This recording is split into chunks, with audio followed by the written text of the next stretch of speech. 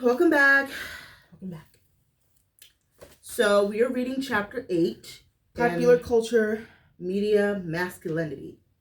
Ooh, this is really important. So Bell Hooks basically talks about the media, right? How the media perpetuates and reinforce patriarchy, and through movies, TV shows, news, songs, all of that. Yeah. So books that she mentioned is The Male Machine, Male's Liberation, The Liberated Man, The Limit of Masculinity, For Men Against Sexism, Being a Man, White Hero, Black Beast. I'm like, I've never heard of these books in my life. But a lot of men have. But she but she says, she basically starts off by saying that mass media do the work of continually indoctrinating boys and men, teaching them the rules of patriarchal thinking practices.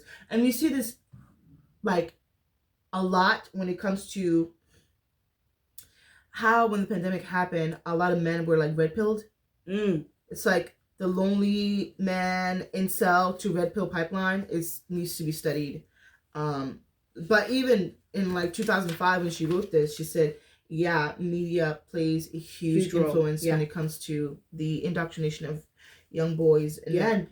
And she says that, most men were not buying or reading feminist books. Even during the peak moment of white female contemporary feminist movement, the late 60s and the early 70s, male authors contributed books that on the issues of destructive masculinity, critiquing patriarchy, and those are the books that she talked about. Yeah, actually, yeah, these books are not the books that reinforces patriarchy, but men wrote these books to deconstruct masculinity. Interesting. And they challenged male passive acceptance to stereotyped sex roles, which is really important. Yeah. Okay. But even while these books are here, they haven't really garnered a lot of attention in most spaces, because they don't care like that.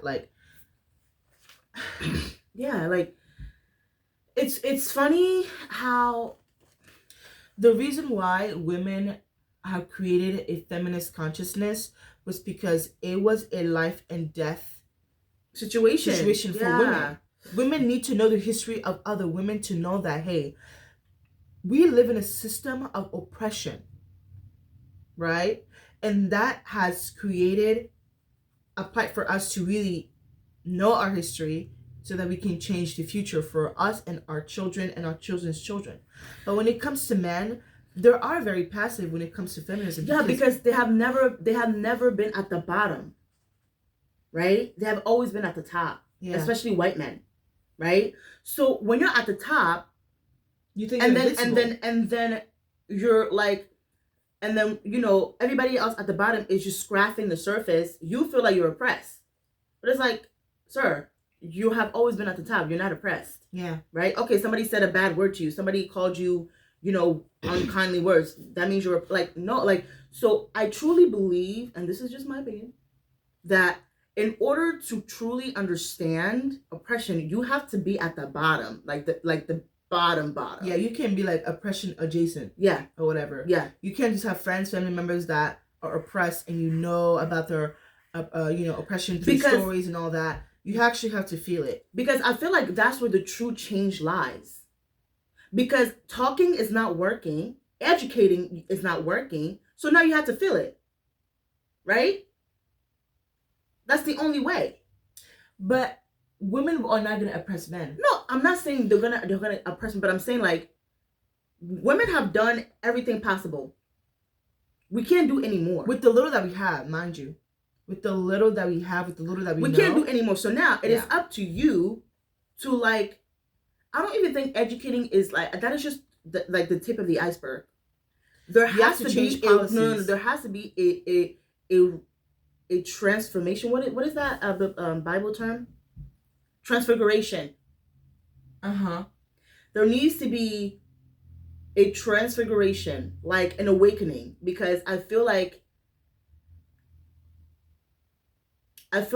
it's very deep. It's not. This can't happen in one generation. This is gonna be continuous. Oh yeah, right. Yeah. So it can't just be like a one generation where oh, I'm slowly deconstructing like what is it called, like what is it called? What Is it historical drama? What are you trying to say? I'm trying to say that this is going to post-traumatic stress syndrome. You said post-traumatic stress syndrome? I don't know. You said post-traumatic stress syndrome. Isn't that it? I think it's post-traumatic stress disorder. Not. Oh, sorry. What are you trying to say? I'm trying to help you out. Okay, that was funny. Let's move on. What I'm trying to say is that there needs to be a transformation, like a new being, right? Mm-hmm. A new birth. A new birth of the mind, right? It has to be. The only way you can, I think the only way to do that is to not be in power. No, is to start reading. Yeah. Because somebody else has figured this shit out. Who? And wrote about it. I mean, like, okay, but like... And all you have to do is just read. Okay, but just because you read doesn't mean you implement what you've read. Okay, read and implement what you just read. And have comprehension about what you just read. And how do we know that they're actually doing that? Or, okay, because you said Bell was put in a book. Yeah. Are these men getting together and reading this book? Do these men have a book club that I don't know about? I mean, I'm not... Yeah. Do men have book clubs? I know one man. I know one man that has a book club. But do men have book clubs that is centered around feminism? Ooh. Not about fantasy. No shade. No shade to fantasy, other genres. What I'm saying, like, if you are a man trying to recreate yourself to be the man that cares about the oppressed and other people, do you have a book club in community with other men that discuss books like these? Raise a finger. Where's a finger? Blink twice. No, that's a great question. I don't know one man that isn't a book club. And what's the book that they read? No, they do like really like current events type of books, like books surrounding on like male issues, male loneliness, and patriarchy, and deconstructing, like. And he was telling me that it gets really, really heavy too. Like the topics, like when they get in there, it's kind of like deep. And I was like, wow, that is very interesting. I was fascinated by the books that they were reading. That's crazy. She was fascinated. I was fascinated and this is a black man, mind you. Because there's a black man in community with other male that are reading about current events and deconstructing patriarchy. Yeah. How fascinating. That is fascinating. But it should be the norm. I was blown away. I was like, and he was just telling me the books that they were reading, and like, they were reading like autobiography about this boy that was like raped and by his sister, and growing up he kind of like enjoyed it, but now that the sister cut it off, he was so mad, and how he kind of like internalized that hatred of his sister growing up, and how he used that to like hate women. Bro, they were going deep. What? Yes. There's a book like that? Yes. Remember Kindred too? Kindred. Oh, yeah. They were reading Kindred too. And I'm like, yeah, I can't. That is too deep. But hey, kudos to you. I was blown away. I was like, wow. I left that. What book is that? I forget. I have to ask him. But I left that conversation like blown away. I'm like, imagine if this is like the norm. That is crazy. It was a very intellectual conversation. Nice. I love that. But but that was like the only time. That was the first time that happened to me. I will say though, if we know of one, I'm sure there's more. I don't want to be like, okay, well, because we don't know that there must not be none. No, if there was at least one that is doing the work, then I'm sure there's more men out there that are also doing the work. Yeah. So kudos to you guys. Yeah. Okay, so basically she went on to talk about, so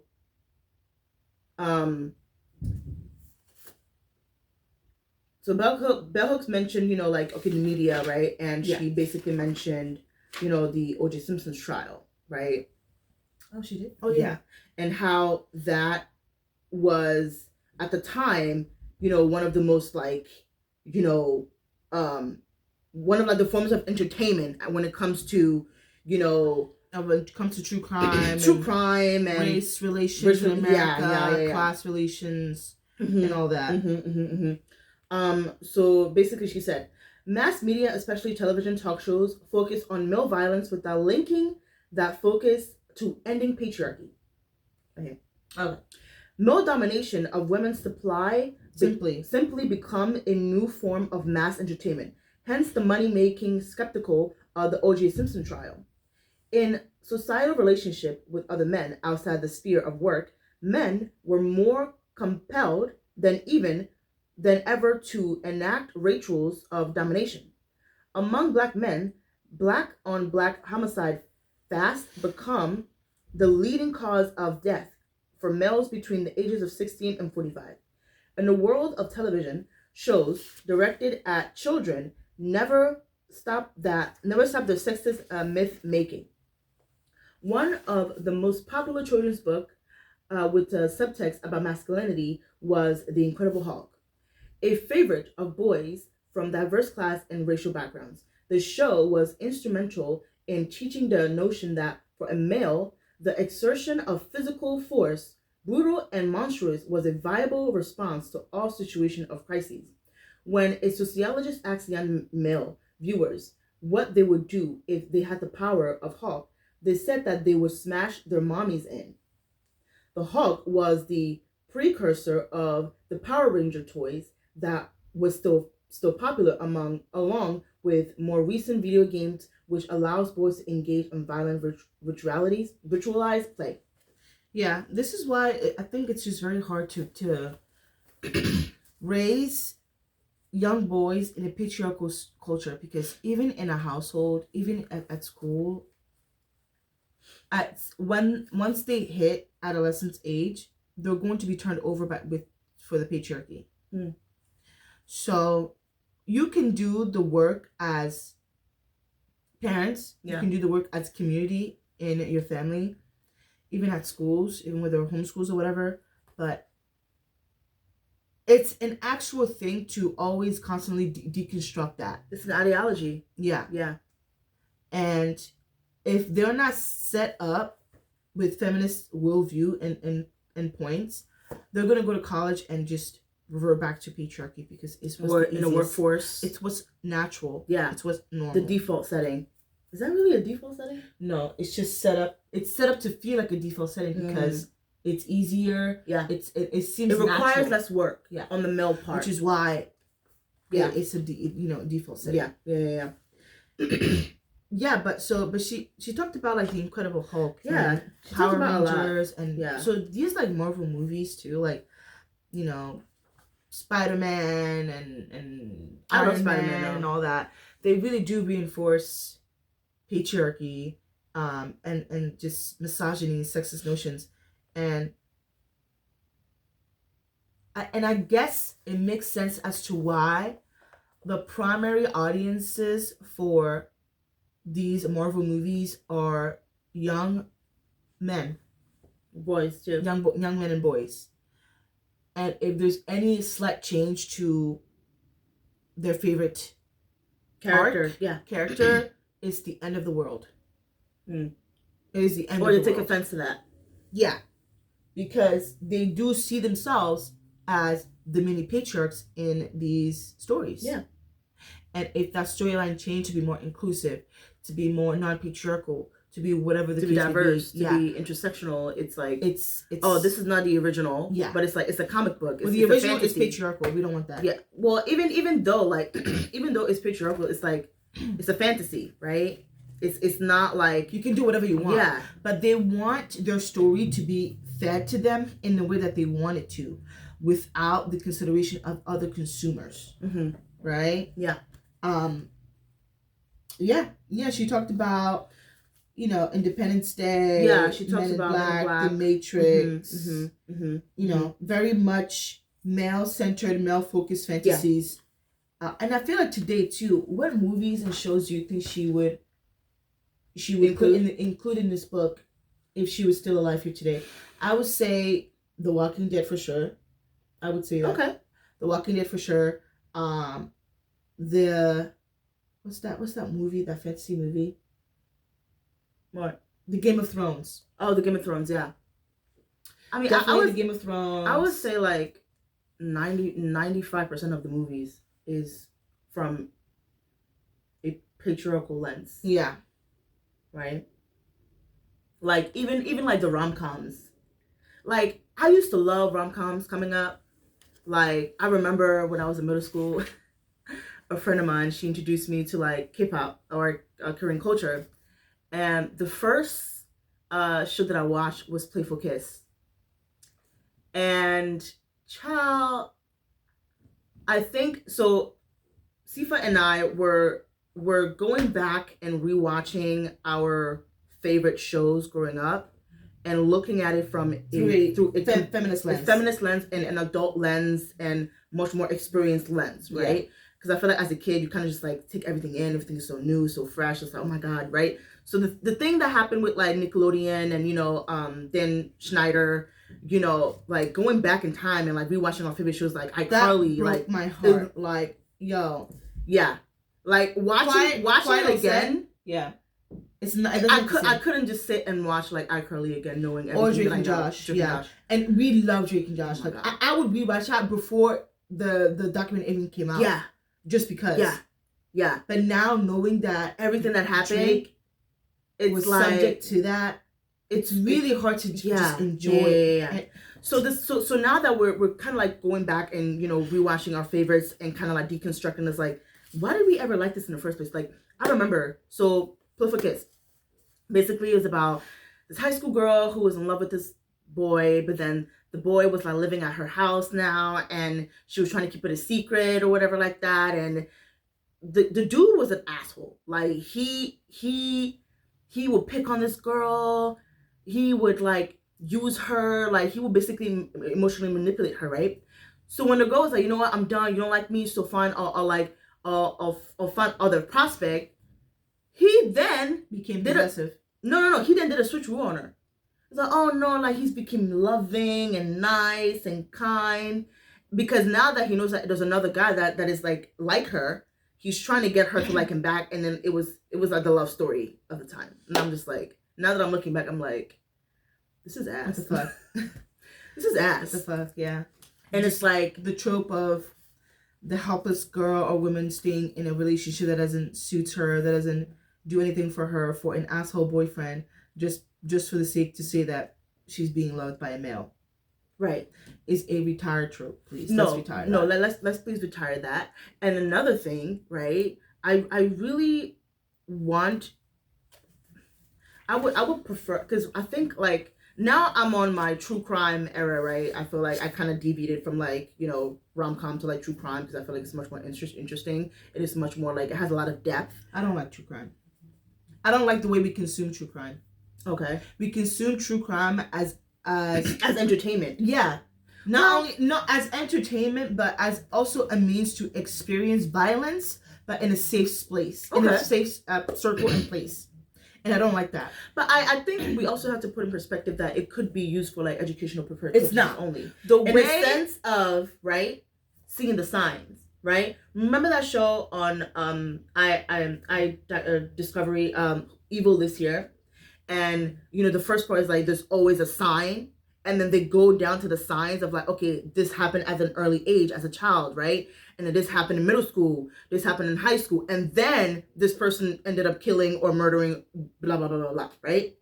So those are the things that I'm like, oh, wow. Like, so this is actually like happening. There's always a sign. But then people are like, I never knew.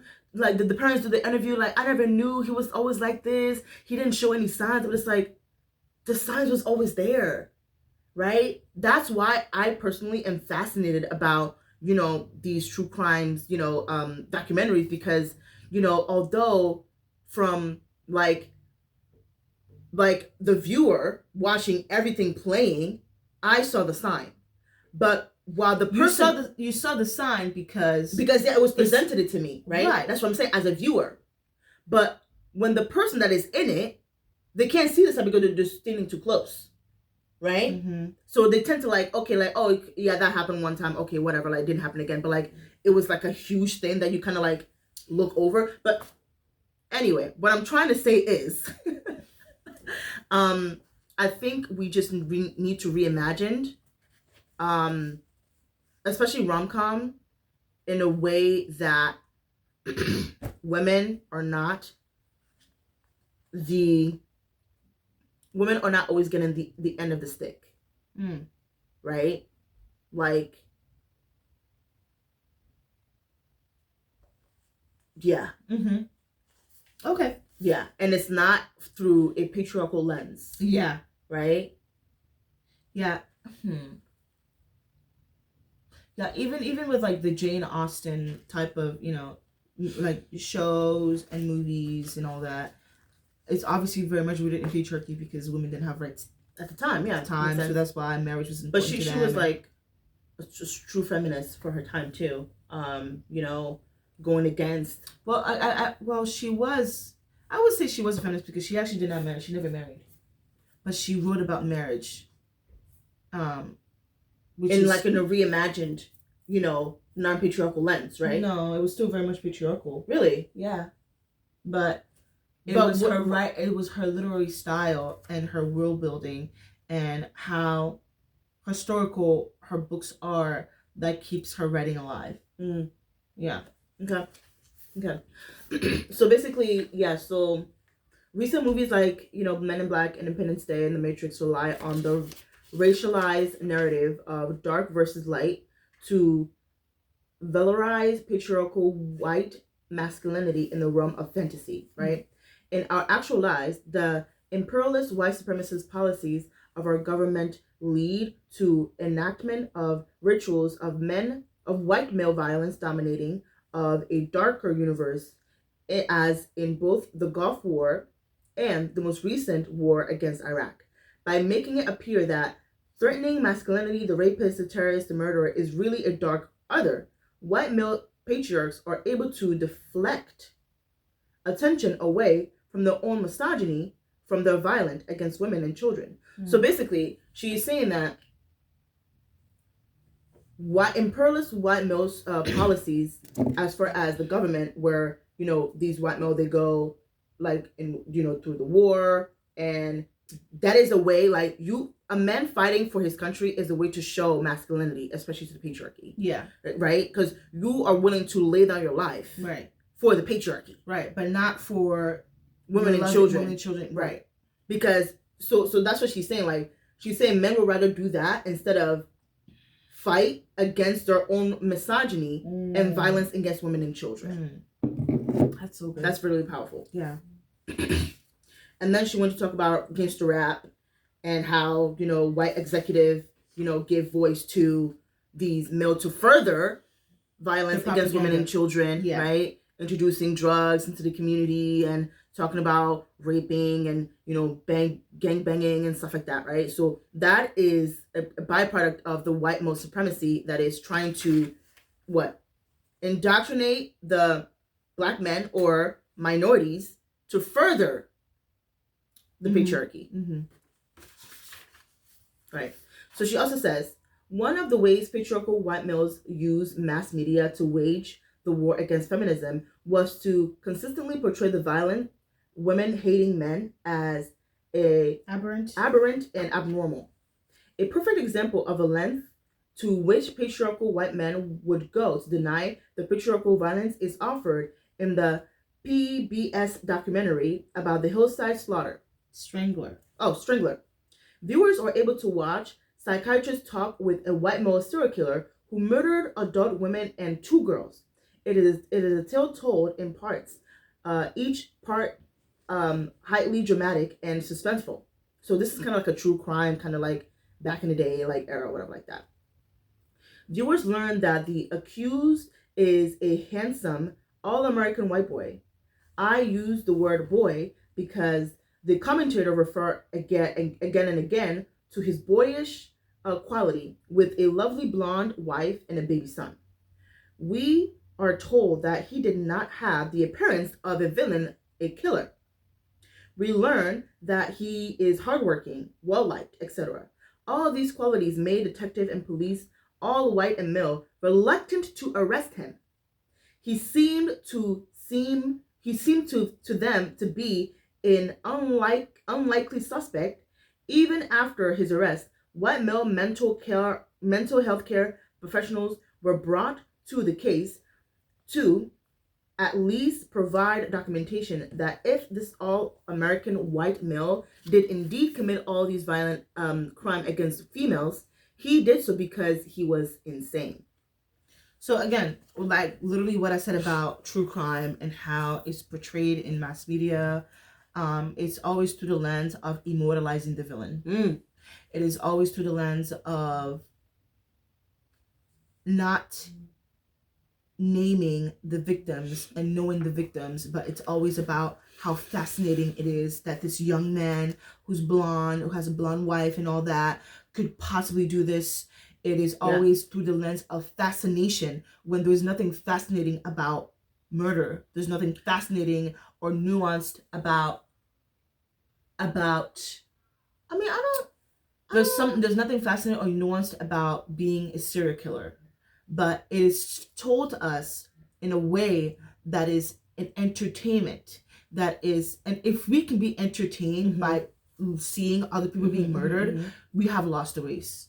That's why I don't really fuck with true crimes like that. Even with these girlies that are doing like true crime and like makeup and things like that, I'm like, you're literally sitting there talking about somebody, an actual person, and you're doing makeup. And you're doing all that as a form of entertainment. I mean, like I could say there's something sinister about that to me. I don't know. There's just. I could say the same thing about like many other things that is like very sinister, but is also used and I'm sure it is form of entertainment. And I'm sure it is. Yes, right? And I detest that too. But does that negate us not knowing? You can know something about someone that happened in this place that can be a history about a person, but that history is not a form of entertainment. Okay, then give me an example. Which is why that Jeffrey Dahmer, the Evan Peters Jeffrey Dahmer. No, like of like a history that is not infantilized, that is not seen as entertainment, but is, true crime. I mean, what's that Ava DuVernay, the 13th?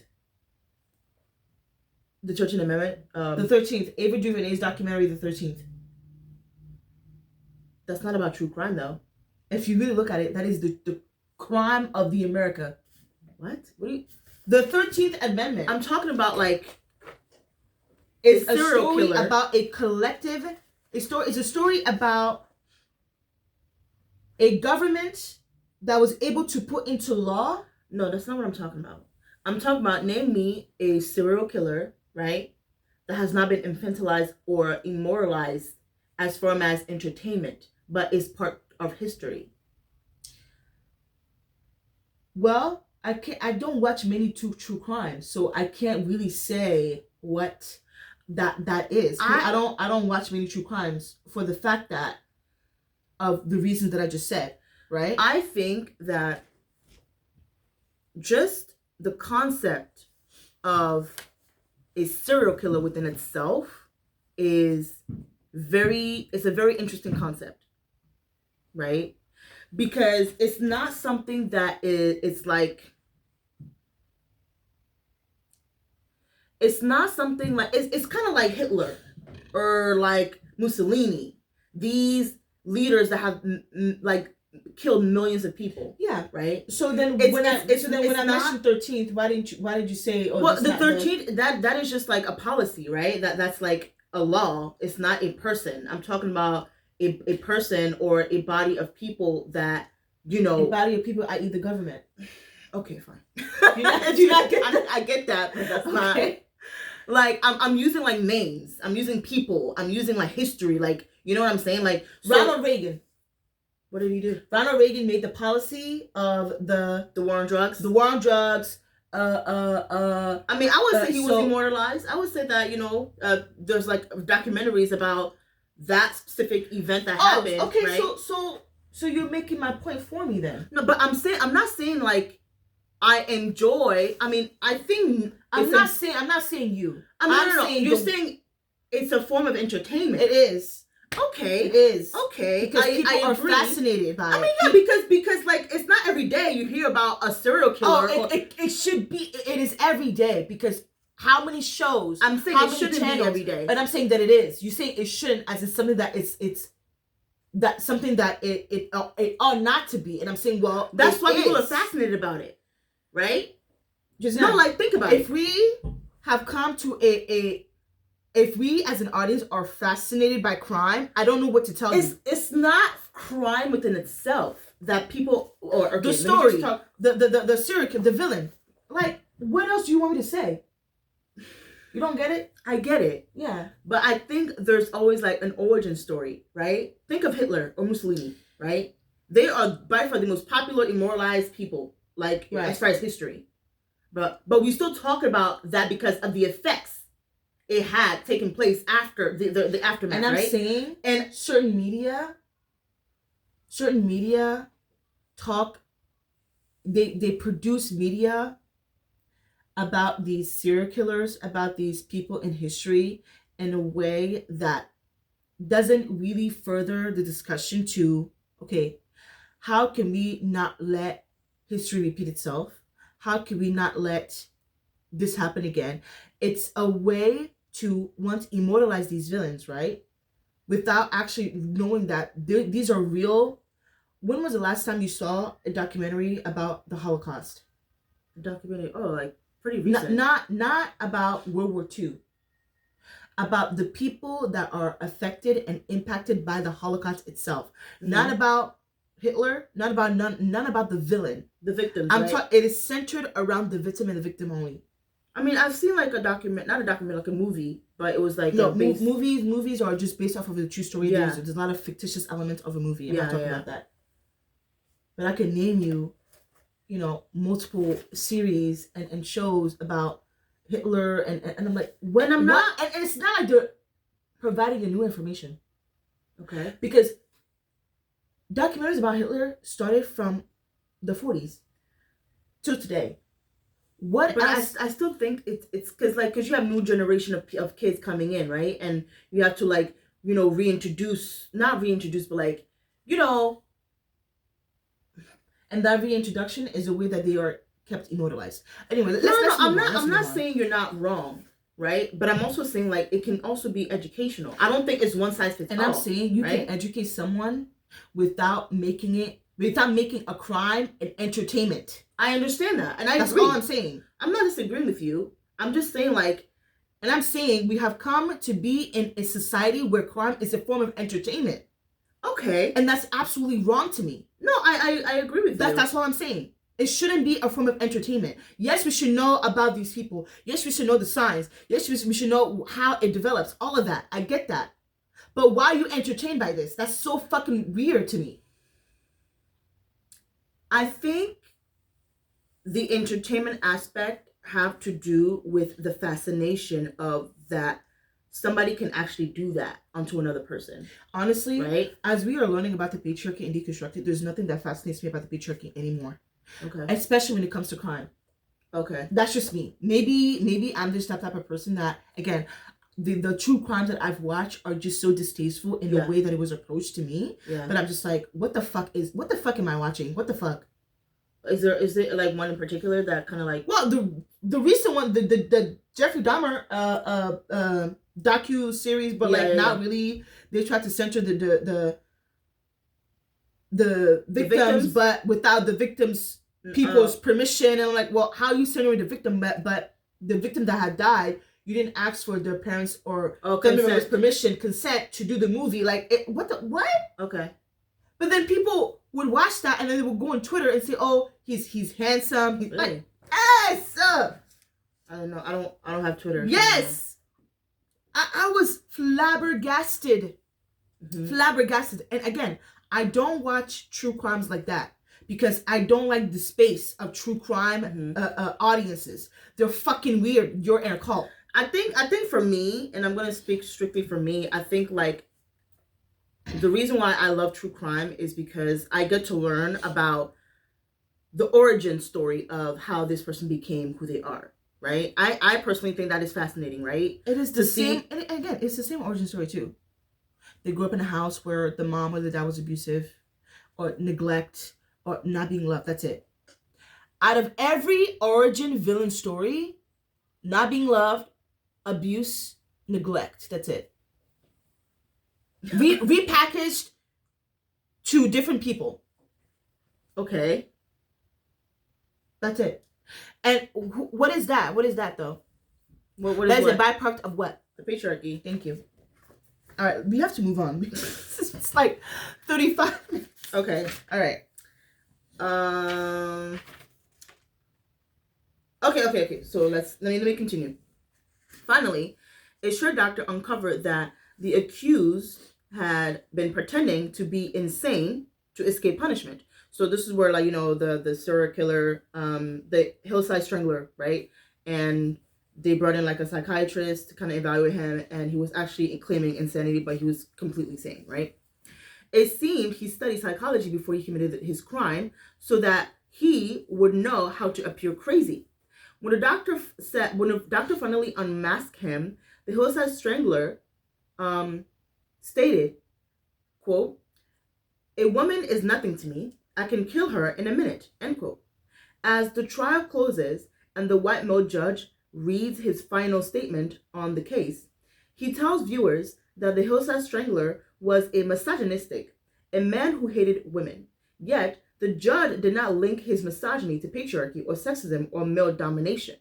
Instead, we are told that the man's mother whipped him to express his anger towards a violent, no-good gambler husband. In the final assessment, a woman is blamed for this man's violence against women, another case of "she made me do it." Classic misogyny. That is textbook misogyny. Yeah. Nothing is said of his rationality throughout strategy of this simulation, or of the way he deceived many women and other people by pretending to be nice guy, by impersonating the benevolent patriarch. So this is what's interesting. The male judge, I mean, it's not really interesting because it's, you know, because, yeah. So Bell Hooks is saying that the male judge did not link this man's misogyny to patriarchy or sexism of male domination, right? Instead, they redirected that to the mother, right? Yeah. So the weaker person, which is the hierarchy, right? Because the men are at the top, the women are at the bottom. So instead of going up, which is the patriarch, they always go down. They go down. They go down. Yeah. And that's the problem. Ooh, child. Anything you want to add? Not really. I mean, she mentions, you know, mystery novels, and other books, other movies, like Good Will Hunting. I've never watched that movie. Oh.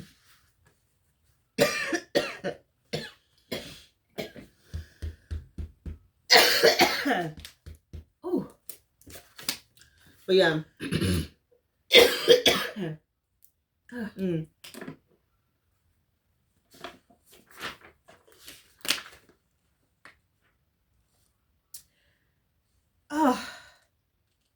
Oh, and then she talked about like Monster Ball. Yeah. That movie with Halle Berry and oh, never watched it actually. Should I watch it? I don't know. Ooh, cha. Okay. She says this patriarchal code is passed on through generations. The award-winning film Monster Ball depicts 3 generations of white men. The ruling patriarch, who is a victim of hard living, drinking, and smoking, his obedient patriarchal son, who works as a prison warden, and the 3rd generational, the grandson, who is also following the footsteps of his elders. To realize the patriarchal masculine ideal, these white men must learn to disconnect from their feelings. The ruling patriarch addresses his son with verbal abuse, telling him that your mother wasn't shit. Shaming is the way he maintains control. Racist and misogynistic, he is blindly followed by his son until that moment when the grandson, who is deemed weak because he is an anti-racist and unable to feel, confronts his father. The boy asks why the father does not love him, then shoots himself in the mouth. His suicide brings an end to the patriarchal cycle and leads to the transformation of his father, who seeks redemption among the black people he had previously hated. No other contemporary film exposes the evil patriarchy as masterfully as Monster Ball. The path to redemption requires a repudiation of white male patriarchal rule. Yet, as in many of the films that portray men resisting patriarchy, in the end, the shift is merely a move from violent dominator patriarch to benevolent nice guy patriarch. So, I haven't watched Monster Ball. Same. So, according to the, I guess, expert of that, even when the son shoots himself, and then the father goes on this redemption cycle from black people, he's still a patriarch, just the nice guy patriarch, the benevolent patriarch. And I don't believe that there is a nice guy patriarch or the benevolent patriarch. You're still participating in patriarchy. Yeah. Yeah, she went on to say contemporary books and movies offer clear portraits of the evils of patriarchy without offering any direction of change. Yeah, because I feel like the people that are making these movies, right? They're men. Yeah. So why would they change it? Or maybe that's the way that they would imagine the change to be. It'd just be a nice guy. Instead of actually like that's why I feel like it's weird, right? Yeah, because even the nice guy is still the bad guy because you haven't deconstructed the patriarchy. Yeah, you are the nice guy, but you still dominate. Do you see how like they're so close. Even are they really? Not really, no. Are they really? Because the answer is to deconstruct. Or is to become a feminist. Right? According to bell hooks. Mm-hmm. That is the answer. The answer is to become a feminist. And that requires a lot of work. A lot of, like self-actualization. Yeah. Right? But the direction of this, Monster Ball is to be a nice guy in the end. Mm. But like, what does that require? Not much work. Not exactly. Just be nice. Yeah. While you're dominating. Right? Okay. So she went on to say, until we can create a popular culture that affirms and celebrates masculinity without upholding patriarchy, we will never see a change in the way that masses of males think about the nature of their identity. In Good Will Hunting, when faced with the possibility of knowing love, Will must make a choice. He must let go of his feeling of worthlessness and shame engendered by his traumatic past. He must choose life over death. He chose to love, to live, is to break with the patriarchal model that liberates his spirit. As viewers, we celebrate his new awareness of his essential goodness, his redemption. His recovery gives us hope. Mass media is a powerful vehicle for treating the art of the possible. For teaching the art of possibility. Possibility. Of the possible. Possible, right. Enlightened men must claim it as the space of their public voice and create a passive popular culture that would teach men how to connect with others, how to communicate, how to love. And that is the end of that chapter. I think media is a powerful tool, though. Of course. And I know that a lot of women... Not only media, on TikTok, social media. Yeah, they are doing the work to really... Are they, though? No, they are. And I think now feminism on TikTok has... A lot of women that are not feminists have infiltrated that space so bad. Really? Yes.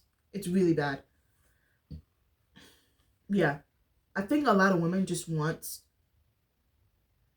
A lot of women want the benevolent patriarch. Yeah, that's what I'm realizing now. They don't want to deconstruct patriarchy.